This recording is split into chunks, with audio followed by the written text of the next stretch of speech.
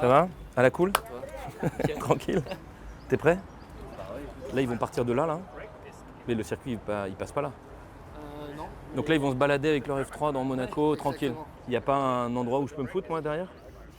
Si je me mets là, les gens m'écartaient comme les autotamponneuses avec Georgie. Ce que j'ai commencé par faire, c'était de prendre la décision d'accompagner un pilote. J'ai rencontré Sandro quand il sortait de F4. Il venait de gagner le championnat F4 et il y a eu un fit tout de suite. Valeur vraiment très très proche. Dans l'entretien, j'ai vu que c'était un mec qui avait une maturité dingue. Je m'étais renseigné avant sur la technicité. Est-ce que c'est un bon pilote? Tout était au vert. Les experts que j'ai rencontrés en amont pour bien piloter la sélection de ce pilote m'ont dit de regarder l'environnement. C'était quasi aussi important que le pilote. Et j'ai rencontré son père Fabrice, qui est un mec super, hyper sain, qui est devenu un bon ami d'ailleurs aujourd'hui.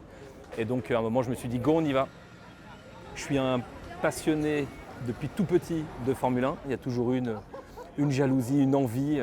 Je devais être à leur place, quoi. Et mon père m'a dit quand j'étais petit que j'étais trop grand. Je pense qu'il avait juste pas le temps de m'emmener sur les courses. Et donc bon voilà, j'ai mené ma vie, ma carrière et je me suis dit bon, on va aider quelqu'un, on va aider un jeune et surtout moi je vais vivre la réalité, je vais vivre par procuration, comme si j'y étais alors que je suis pas dans la voiture.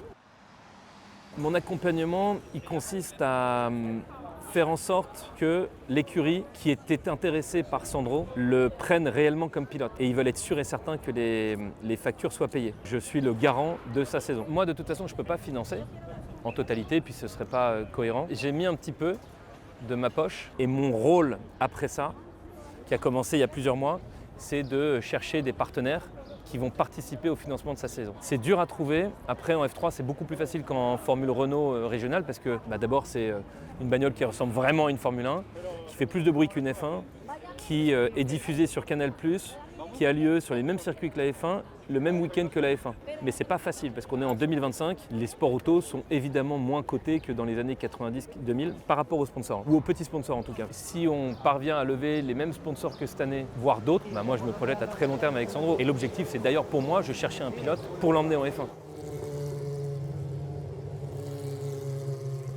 C'est ma première fois à Monaco tout court. C'est incroyable en tout cas comme piste. J'ai adoré. Et même j'étais surpris de mon adaptation à la piste. C'était ma première fois. Dès les premiers tours, c'était déjà très bien. C'était du plaisir.